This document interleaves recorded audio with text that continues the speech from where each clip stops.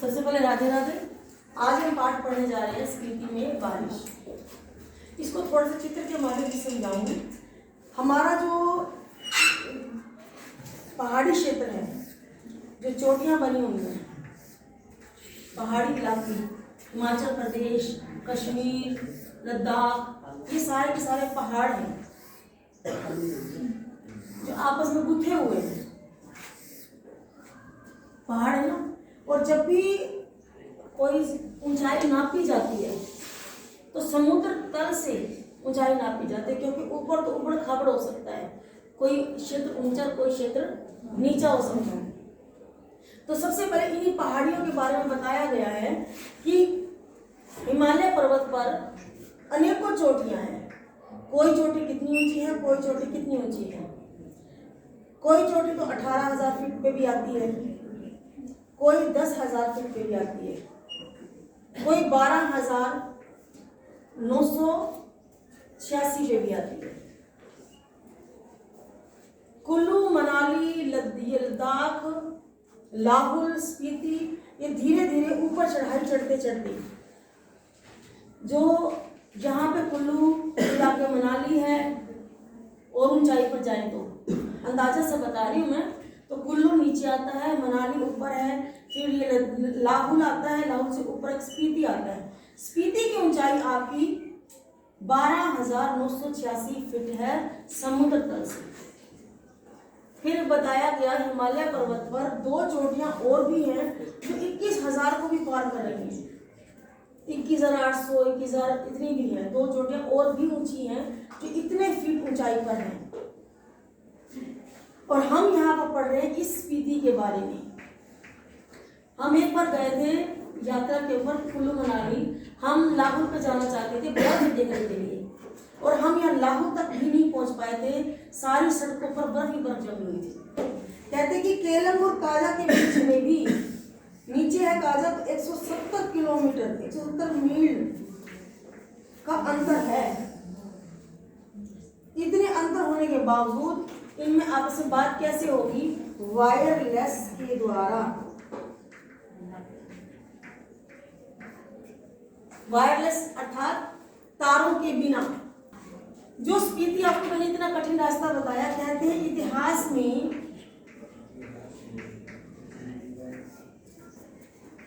स्पीति का वर्णन नहीं मिलता।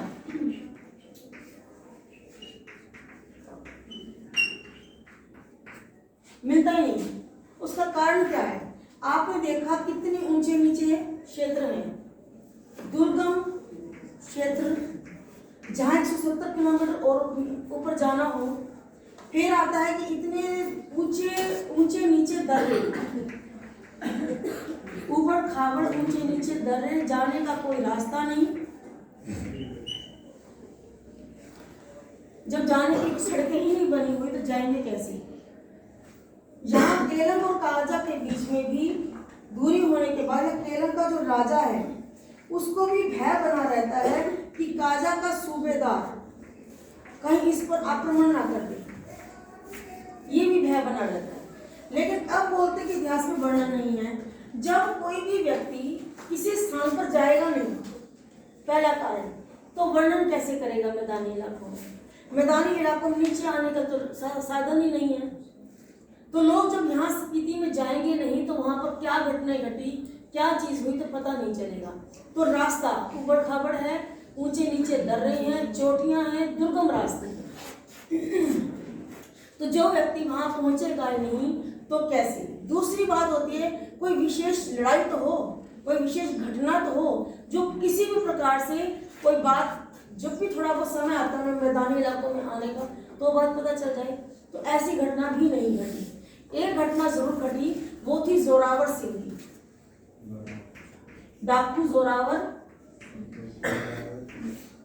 इसने वहां पर लूटपाट की। स्पीति में इतना डर गए थे स्पीति के लोग कि पेड़ों से चिपक कर डर के कांपने लगे। उन्होंने डायनामाइट लगाकर स्पीति को विस्फोट कर दिया। तो वहां के लोग वहां से थोड़ी दूरी पे चले गए, स्थान बदल दिया। अब स्पीति के अंदर क्या है? जनसंख्या की बात। सन 1901 में जनसंख्या की गणना की गई। उस समय स्पीति की जनसंख्या थी केवल 3231। फिर 1971, 70 साल के बाद उनकी जब काउंटिंग हुई, जनसंख्या की गणना हुई, तब कितनी संख्या बढ़ गई? मात्र इतनी, उस समय थी 7196। जनसंख्या तो इतनी है। फिर स्पीति का क्षेत्रफल कितना है, जगह कितनी है? इंपोरियल गजेटियर, ये एक पुस्तक है, उसके अनुसार उन्होंने स्पीति का क्षेत्रफल बताया हुआ है 2155 वर्ग मीटर। एक वर्ग इधर, एक वर्ग इधर, एक वर्ग इधर, ये वर्ग होता है, इसको बोलेंगे 1 वर्ग मीटर। तो 2155 इधर, 2155 इधर, 2155 इधर, ऐसे इतनी बड़ी वर्ग मीटर इनका क्षेत्रफल था। इतने बड़े क्षेत्रफल में मात्र कितने लोग रह रहे हैं? 7196। अगर हम इसको एक वर्ग के साथ इनके और इसके भाग करें, उनका मूल्यांकन निकालें, तो बताया गया कि एक वर्ग में 2 लोगों से भी कम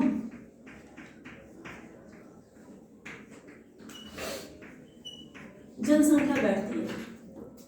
एक वर्ग के अंदर केवल दो पूरे भी नहीं, हो सकता है 1.5, हो सकता है पौने। इट मीन्स किसी में 2 पड़ेंगे, किसी में 1 पड़ेगा।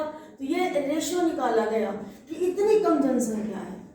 फिर प्रश्न उठता है कि जनसंख्या कम है, इसकी परेशानी है, या ये भी है कि अरे माना कि कम लोग रहते हैं, लेकिन लेखक ये कहना चाहता है कि मैं तो इस बात के लिए हैरान हूं कि कम नहीं, बल्कि मैं हैरान हूं ये कम भी क्यों रहते हैं, जब स्पीति के ऊपर जाने का कोई साधन ही नहीं, ठंड इतनी है, वहां पर बर्फ ही बर्फ जमी हुई है।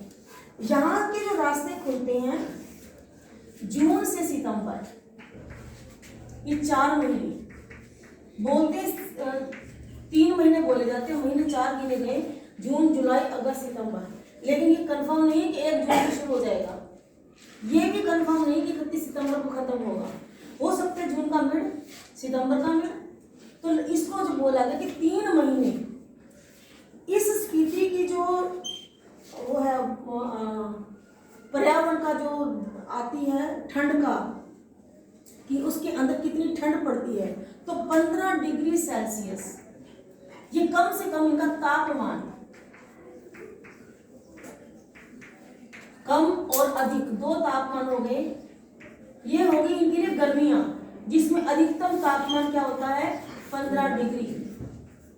जिसे हमारा टेम्परेचर गर्मियों में 40 पार चला जाता है, और सर्दियों में हमारा 1 भी टेम्परेचर आ जाता है। लेकिन यहाँ पर जून में भी मात्र 15 डिग्री तक पहुँचता है।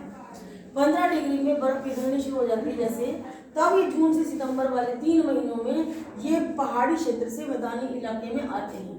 लेकिन वहाँ से आने और जाने में फिर से रास्ते जाम हो जाते हैं। तो 9 महीने, बाकी के जो 9 महीने बच गए, ये 9 महीने ये क्षेत्र मैदानी इलाकों से कटा रहता है।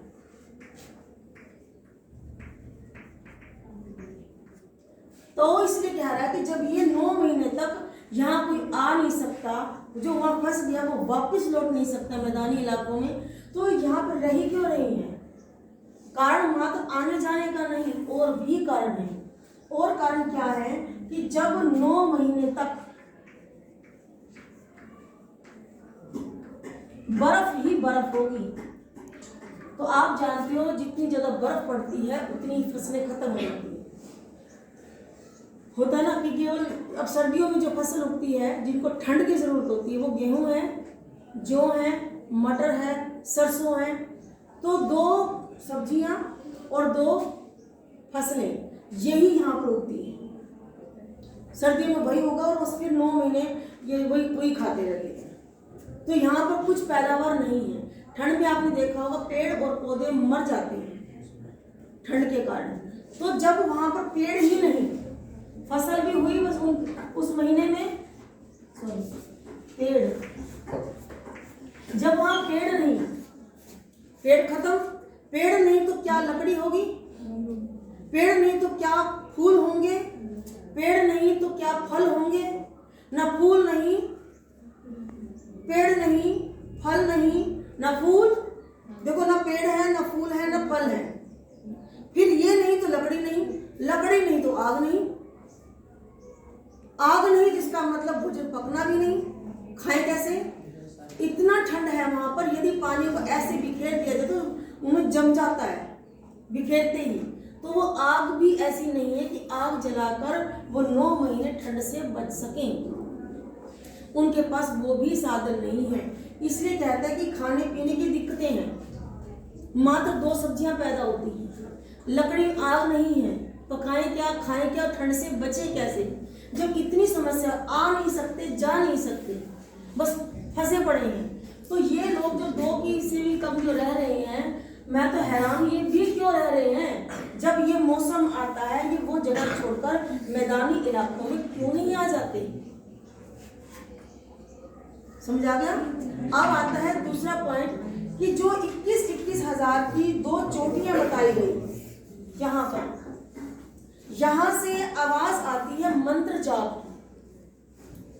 कवि यहाँ पे, लेखक यहाँ पे कहना चाहता है बच्चों कि ये स्पीति भी हरा भरा हो सकता है, ये स्पीति भी वहां पर लोगों की जनसंख्या बढ़ सकती है, मात्र जरूरत है नौजवानों की जो इन चोटियों को पार कर जाए और वहां जाए, क्योंकि वहां पर इतिहास में वर्णन है नहीं, क्योंकि जाता नहीं, कोई आता नहीं तो वर्णन क्या होगा? कोई ऐसी घटना भी नहीं घटी जिसका इतिहास में विशेष वर्णन हो, ऐसा समझ ही नहीं आता, तो ज्यादा वर्णन नहीं है। संयोगवश लेखक को एक बार स्पीति जाने का मौका मिल गया था, जिसके कारण ये थोड़ा बहुत बता पाया है। और कुछ समय के लिए ये इतिहास के अंदर थोड़ा बहुत जो लिखा कि स्पीति के अंदर क्या है, कितना क्षेत्रफल है, वो विदेशी जो आए थे हमारे यहाँ, हमारे देश को गुलाम बनाया, वो कागजों में लिखी थोड़ी बहुत कहानी है, लेकिन और कुछ ज्यादा नहीं पता चला है। तो ये जो 2 चोटियां बताई गई, यहां से बौद्ध भिक्षु, बौद्ध भिक्षुओं के मंत्र, उस मंत्र का नाम है ओम मणि पद्मे हूं। ये वाला मंत्र जो है, ये इन पहाड़ी क्षेत्र पर आवाजें वो इको बनकर आवाज लगाते तो साउंड सुनाई देती है। तो लेखक कहता है कि ये जो मंत्र सुनाई दे रहा है लगातार, ये कैसे आ रहा है? तब ये बात करता है कि शायद बौद्ध भिक्षु जो थे इन पहाड़ी क्षेत्रों पर आकर तपस्या करते थे, और तपस्या करते समय वो एक ही मंत्र का जाप किया करते थे, ओम मणि पद्मे हूं, ओम मणि पद्मे हूं। तो वो जो चोटियां हैं, ये बौद्ध भिक्षुओं के मंत्रों से गुंजायमान हो गई। बौद्ध भिक्षु, और उस मंत्र का नाम था माणे मंत्र। जैसे हमारा मंत्र है गायत्री मंत्र, मंत्रों के नाम है गायत्री मंत्र, शिव मंत्र आते हैं ना, तो माणे मंत्र, गायत्री मंत्र में ओम भूर्भुवः स्वः, लेकिन माणे मंत्र में क्या है? ओम मणि पद्मे हूं। ये आपको याद करना है, क्योंकि प्रश्न भी आएगा। ये मंत्र वहां पर गुंजायमान इतना हो गया कि इन पहाड़ियों का नाम ही माणे मंत्र श्रेणियों के नाम से पुकारा जाने लगा, क्योंकि यहाँ बौद्ध भिक्षु माणे मंत्र बोलते थे लगातार, इसलिए ये जो श्रेणियां, श्रेणी में पहाड़ियां, इन श्रेणियों का नाम माणे श्रेणियां रख दिया गया। फिर इसके इतिहास के बारे में आता है, ब्रिटिश लोगों को यहाँ का शासन मिला कैसे? हमारे इस पहाड़ी क्षेत्र में, कश्मीर भी पहाड़ी क्षेत्र में आता है, लद्दाख भी, हिमाचल प्रदेश, अनेकों प्रदेश वहां पे आते हैं। तो कभी तो किसी के अंडर आ गया स्पीति, कभी किसी के अंडर, तो कभी किसी के अधीन हो गया। तो सबसे पहले कहते हैं कि 1846 हमारा देश आजाद हुआ था 1947 में, उससे 100 साल पहले, चलो उसकी 100 साल पहले की कहानी चल रही है। 1847 1840 हो जाता सन याद। तो 1846 में कश्मीर का राजा था गुलाब सिंह। तो इस गुलाब सिंह ने ये इसका राज ब्रिटिश सरकार को दे दिया। इसके बाद 1847 में, 1947 मत कर देना, इससे 100 साल पहले की बातें चल रही हैं, ये जो है कांगड़ा जिले के अधीन आ गया था। कांगड़ा एक जिला है पहाड़ी क्षेत्र में, जहां हम वैष्णो देवी की यात्रा भी करते हैं, उससे पहले कांगड़ा में रुकते हैं। तो कांगड़ा जिले के अधीन ये स्पीति वहां आ गया। फिर आता है कि एक असिस्टेंट कमिश्नर थे ब्रिटिश शासन के दौरान। तो ब्रिटिश शासन में जो कुल्लू मनाली, मैंने बोला आपको, ये बताया था, यहाँ कुल्लू इधर मनाली ब्रिटिश शासन चल रहा था, आगे लाहौल है, फिर स्पीति आता है। तो कुल्लू का जो असिस्टेंट कमिश्नर, यहाँ का जो कमिश्नर था, उसका जूनियर असिस्टेंट कमिश्नर जो ये था, इसको एक अधिकार दे दिया कि ये जो राज्य था इसके अंडर आ गया, कुल्लू के अंडर। इसने क्या किया, कमिश्नर ने स्पीति के ही स्थानीय लोगों के द्वारा एक राजा बनाया गया, एक को ड्यूटी दे दी गई। राजा क्या था, ड्यूटी दे दी गई, और उस अधिकार का नाम था नोनो, कि जो इस लोगों पर अपना कार्य करवाएगा उसको, उस पदवी का नाम था नोनो। जैसे कमिश्नर की पदवी है, ऐसे ही नोनो की पदवी। तो एक तरह से यहाँ स्पीति के लोग नोनो को अपना राजा मानते थे। तो कमिश्नर जो ये था, इसने इस नोनो को अधिकार दे दिए थे। फिर उसके बाद ब्रिटिश शासन में ही 1873 में एक एक्ट आया, रेगुलेशन एक्ट। एक एक्ट आया, उस एक्ट के दौरान विशेष दर्जा दे दिया गया इस स्पीति को, क्योंकि शासन करना मुश्किल हो रहा था। इस नोनो को पूरे अधिकार दे दिए गए थे कि वहां पर कुछ लड़ाई झगड़े हो, फौजदारी मुकदमे हो, जमीनों के मुकदमे हो, अपराध के मुकदमे हो, तो नोनो स्थानीय रूप से सारे अपने कार्य संभाले। कोई कर लगाना है, टैक्स देना है, तो ये टैक्स इकट्ठा करके नीचे पहुंचा दे। यहाँ अधिकार केवल नोनो को दे दिए गए थे। विशेष दर्जे का मतलब है कि पूरे देश में कानून अलग लगेंगे, अलग चलेंगे, और स्पीति में कानून अलग चलेंगे। जैसे हमारा जम्मू कश्मीर, अब तक 370 धारा से पहले जम्मू कश्मीर के लिए कानून नियम अलग थे, आप सभी जानते हो। अब धारा ये हटी है, तो पूरे देश में एक कानून लागू हो गया है। इसी तरह से कश्मीर की तरह, जम्मू कश्मीर की तरह हमारे स्पीति को भी एक विशेष दर्जा दे दिया गया था। इसके नियम और कानून अलग थे, और वहां का सारा कानून कौन संभालता था? ये आजादी से पहले की घटना है, उसके बाद आती आजादी के बाद की। आजादी से पहले 1846, 1847, फिर कुल्लू का कमिश्नर, नोनो की घटना, फिर 1873 में रेगुलेशन एक्ट, जिसमें विशेष दर्जा दिया गया। अब आती आजादी के बाद, अर्थात 1947 के बाद, ये जो स्पीति था ये पंजाब के अंदर आ गया।